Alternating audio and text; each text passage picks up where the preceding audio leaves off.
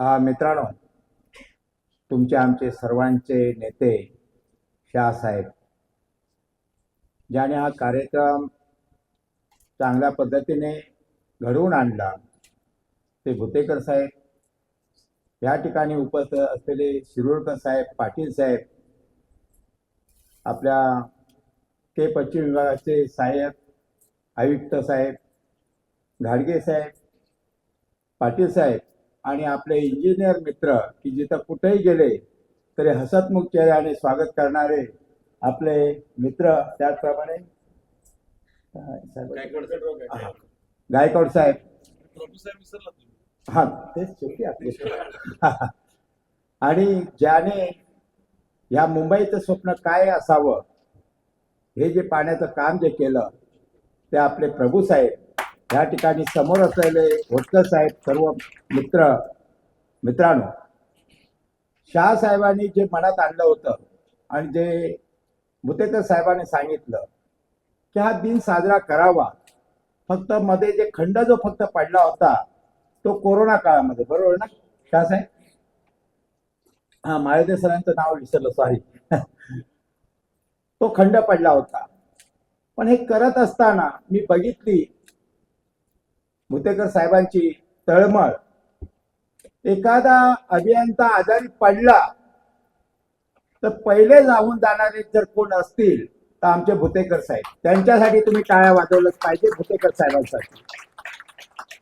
मित्रांनो, हा जो दिन साजरा करत असताना पाण्याचं महत्व काय आहे हे आफ्रिकेसारख्या, केनियासारख्या देशातला माहिती आहे, पण मुंबईच्या लोकांना पाण्याचं अजिबात महत्व वाटत नाही. झोपडपट्टीमध्ये जा किंवा इतर कुठेही जा, पाण्याचे नळ चालू असतात आणि आमचे जल अभियंते सगळे जे आहेत, सगळ्या विभागातले, त्यांना माहिती आहे की पाणी किती वेस्टेज जातं. मित्रांनो, मी अनेक देशामध्ये गेलो, पण मुंबईचं जे पाणी आहे ते पाणी भारत देशामध्ये तशा प्रतीचं पाणी कुठेही नाही, हे मी अभिमानाने सांगितलं तुम्हाला. ही कोणी किमया केली? ही सगळी किमया जी केली, जे आपले पाणी खात्यामध्ये अगदी ज्युनियर इंजिनियर पासून जे चीफ इंजिनियर जे आहेत त्यांची किमया आहे. आज फॉरेनर कोणी जरी लोक आले तरी मुंबईची पाण्याची व्यवस्था कशी आहे हे ते बघताय. आज जे स्वच्छ पाणी, जे पिण्यालायक जे पाणी आहे, या पृथ्वीवरती 71% पाणी आहे, पण पिण्यासाठी किती, पिण्यायोग्य किती पाणी आहे? तर त्याचं उत्तर फार, म्हणजे अतिशय टक्केवारीमध्ये जर मोजलं तर फार टक्केवारी त्याची कमी आहे. आणि म्हणून पाणी वाचवलं पाहिजे.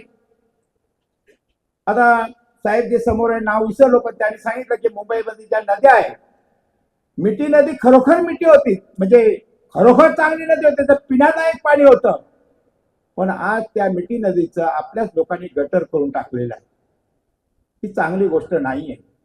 मुंबईला चांगला पाणी पुरवठा होतो, पण त्यावेळी जे त्याग केला, मोडक साहेबांपासून त्याग केला. आज आपण तानसा वितरणा आम्ही जातो, भुतेकर साहेब वगैरे आम्ही जातो, शाह साहेब वगैरे, त्यावेळी आत्तासारखी मशिनरी नव्हती. त्यावेळी जेसीपी नव्हते, इतर कुठली यंत्रणा नव्हती, पण आपले अभियंते आणि कामगाराने ती पाईपलाईन टाकण्याचं काम केलं. मगाशी ज्या आपल्या प्रमुख वक्त्याने मी नाव विचारलं साहेबांचं, पण त्यांनी तो उल्लेख केला की आज देशामध्ये जे युद्ध चालू आहे जगामध्ये, इस्रायलचं वगैरे, पण मी ज्यावेळी तानसा वेतनाला वगैरे जातो किंवा भांडू कॉम्प्लेक्स मधून जातो, त्यावेळी ती पाईपलाईन उघडी बघून माझ्या खरोखर साहेब, प्रभू साहेब, काहीच माझं चर होत.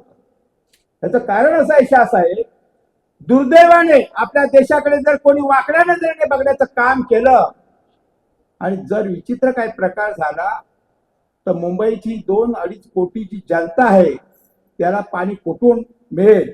आणि म्हणून माझी सर्व नेते मंडळींना मला एक विनंती करायची, सर्व अभियंत्यांना, साहेब तुम्ही जल अभियंता आहात, की ही पाईपलाईन आहे जी आहे ही अंडरग्राऊंड असली पाहिजे. या मताचा मी आहे, कारण ते उघड्यावरती आहे. उद्या कसाही धोका होऊ शकतो, पण आपण आयुक्त महोदय आणि माननीय मुख्यमंत्री जे असतील त्यांना सांगितलं पाहिजे की आज जे आपण इस्रायलचं युद्ध बघतो, गाजाचं बघितलं आपण, पाण्या वाचून माणसं तडफडत होती. एक वेळ अन्नाशिवाय माणूस काही दिवस जगू शकेल, पण पाण्यापासून एक दिवस सुद्धा तो काढू शकत नाही. तो पाण्याचं किती महत्व आहे. म्हणून मला सर्वांना विनंती करा, अनेक आपले नेते इंजिनियर बोलणार आहेत, मी जास्त वेळ घेणार नाही, पण पाणी वाचवा हा जो संदेश आहे हा मुंबईवर गेला पाहिजे. माननीय आयुक्त असतील किंवा माननीय मुख्यमंत्र्यांना सांगितलं पाहिजे की आता जे मुंबईसाठी त्यावेळी ब्रिटिशाने जे काही बघितलं की मुंबईची लोकसंख्या एवढी ह्या साली वाढेल त्याप्रमाणे पाणी हे केलं. आता गारगाई धरण होत आहे, तरी आणखी पुन्हा आणखी धरण बांधावं लागेल. पण पाणी वाचवण्यासाठी तुमची आमची जबाबदारी आहे ती पार पाडूया.